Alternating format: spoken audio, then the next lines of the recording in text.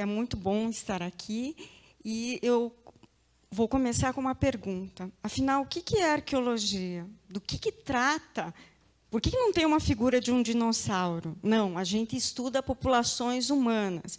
A arqueologia é o estudo do antigo, mas a arte rupestre faz parte da arqueologia como uma simbolização dessas populações, que, no caso, por exemplo, do Paraná, podem ter até 15 mil anos, e a gente tem representações dessa arte rupestre aqui no estado, datadas com placas que caíram de abrigos, né?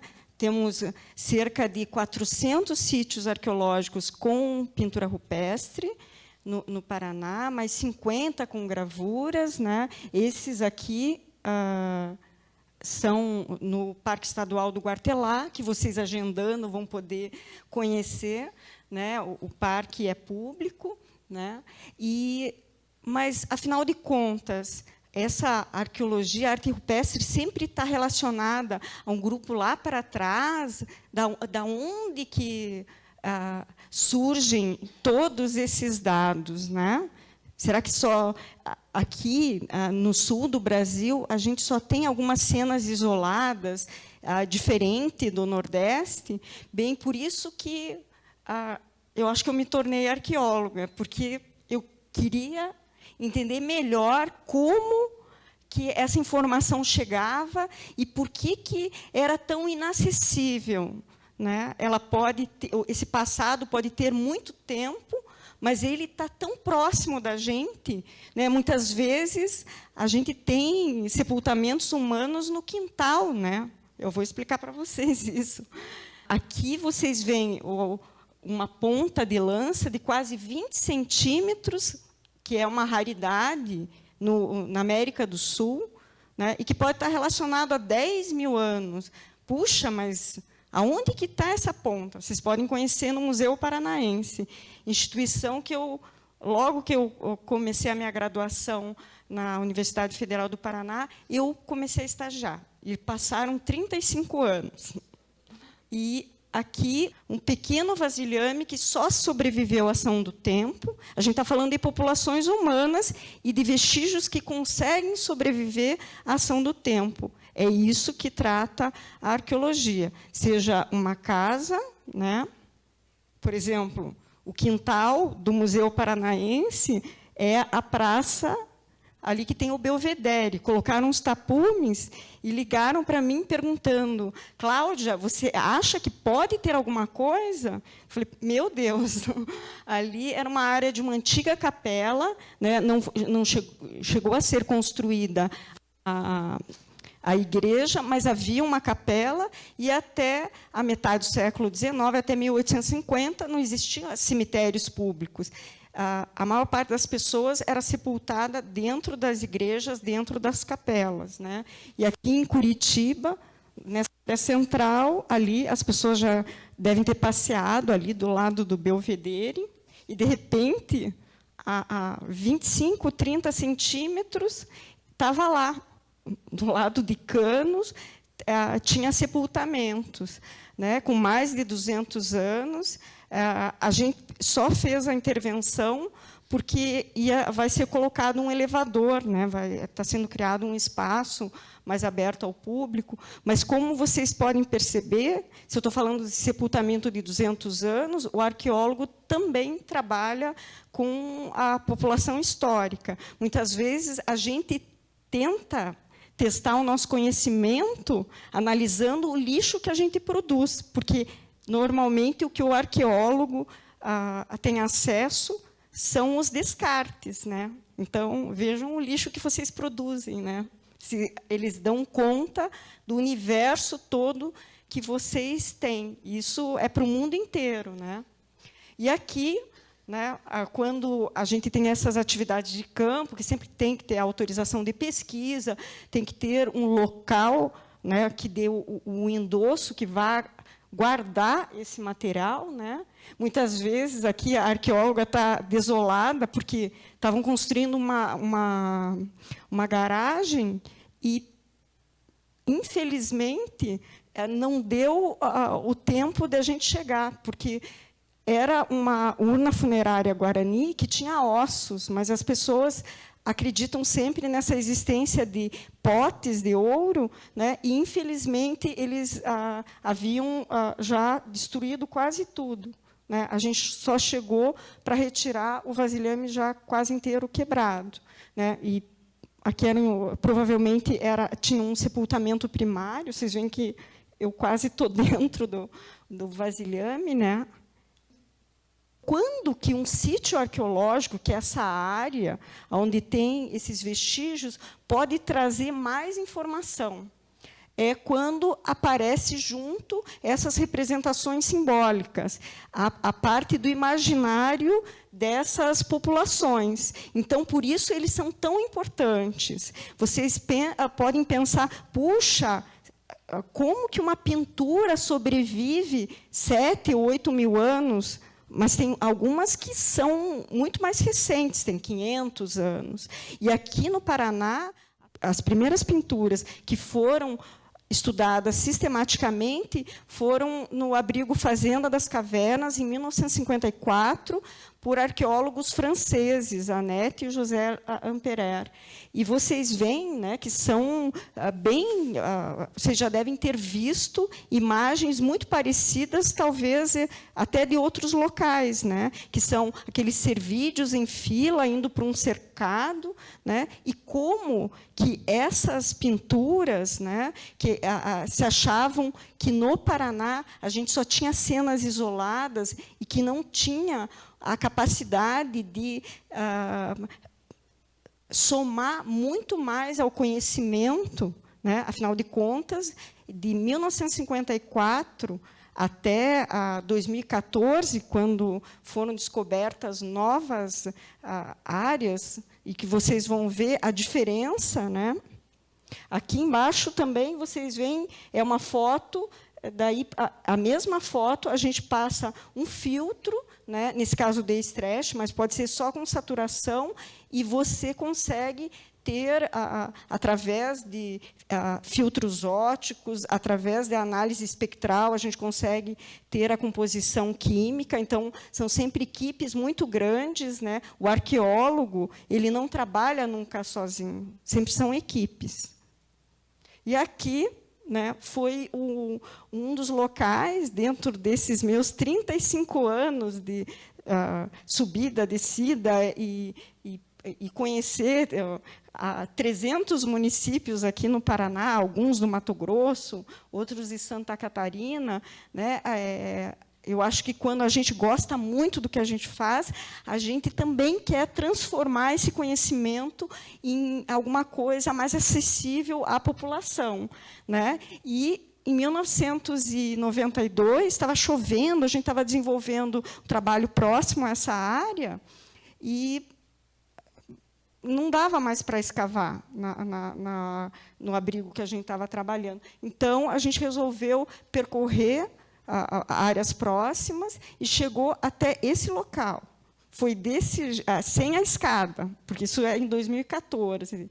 Né? Em 1992, nos levaram a um lugar, era muito alto, 6, 7 metros de altura, e chamado Pedra do Relógio, porque parecia que tinha um relógio, né, com aqueles tracinhos do minuto, né? A foto que eu tirei era aquela máquina simples, não era mecânica, e estava chovendo, e eu quis voltar. Eu voltei 22 anos seguidos, não consegui mais entrar.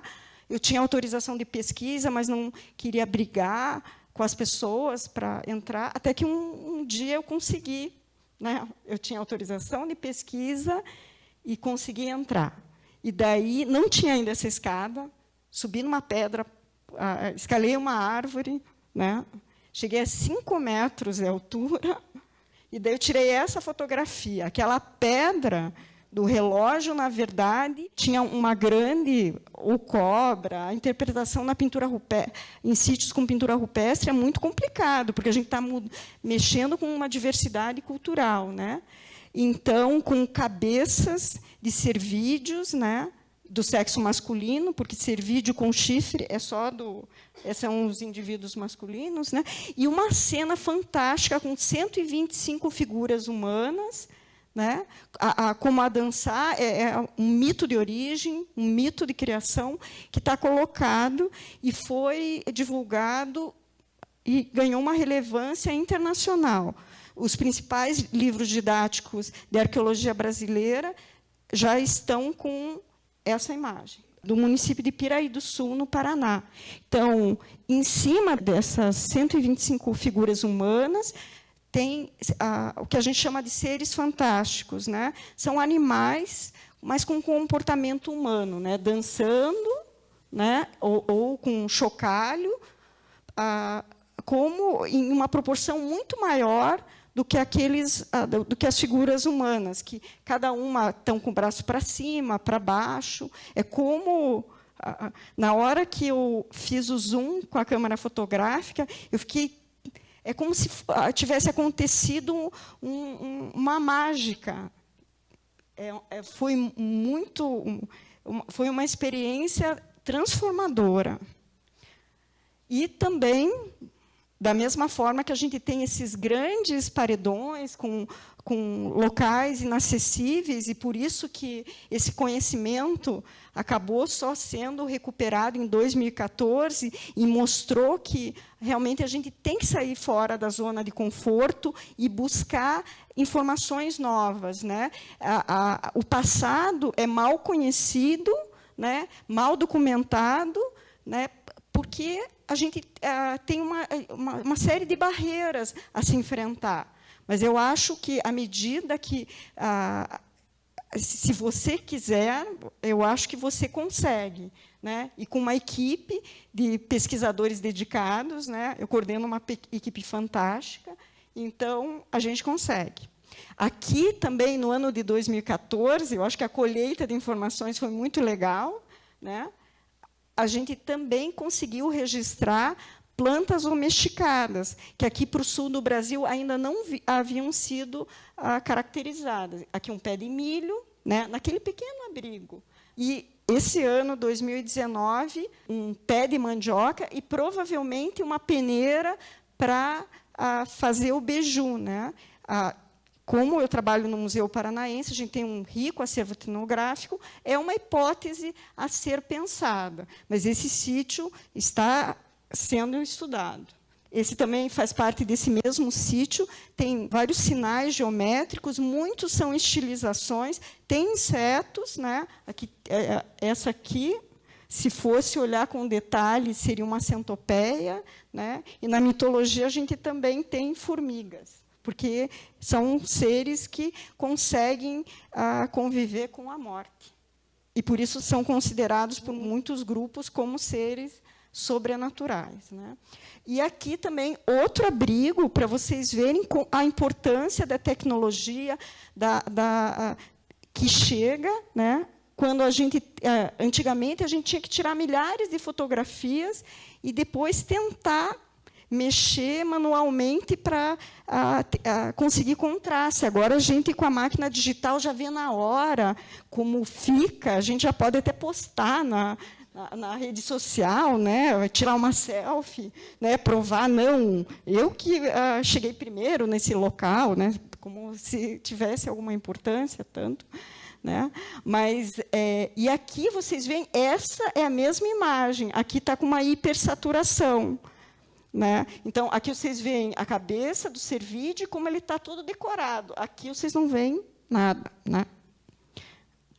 E também, como em alguns grandes projetos, né, esse foi de 95 a 98, no Vale do Baixo Rio Iguaçu, lá foi documentada essa grande área, eram cerca de 500 gravuras rupestres, né, gravuras, daí podem ter pinturas associadas, a gente usou, mesmo com máquinas mecânicas, né, infravermelho, filme ultravioleta, que até para você conseguir a importação naquela época tinha que ter autorização do Exército, era super complicado, mas a gente conseguiu fazer essa documentação. E Como não tinha como preservar, a gente conseguiu fazer a moldagem, né, ficou preservado debaixo d'água a 12 metros de profundidade. Como uma usina hidrelétrica normalmente tem uns 100 anos de duração, ficou um sítio protegido para o futuro. E aqui são alguns blocos, o Museu Regional do Iguaçu, que vocês podem visitar uma parte desse material, e aqui uma parte de como foi feita a moldagem de 2 toneladas de silicone, né, da Dow Corning do Brasil. Não podia chover para fazer a cura do material. E foi o ano que era medido, em 50 anos, foi o julho que mais choveu nessa região. Então, vocês imaginam o meu desespero, pelo amor de Deus. E aqui é um grande convite para vocês. Vocês têm, na cidade de Curitiba, o 3º museu mais antigo do país, que foi fundado em 1876, está na 7ª série, é um museu, a entrada é gratuita. Vamos lá conhecer um pouquinho mais dessas pinturas rupestres. Vocês podem acessar pelo site do museu ou pela exposição física, né? Vamos escavar um pouquinho mais a nossa história, perceber a riqueza dela e ver como a gente consegue fazer essas pontes, né, dessas memórias flutuantes e convergentes para uma narrativa universal. Obrigada.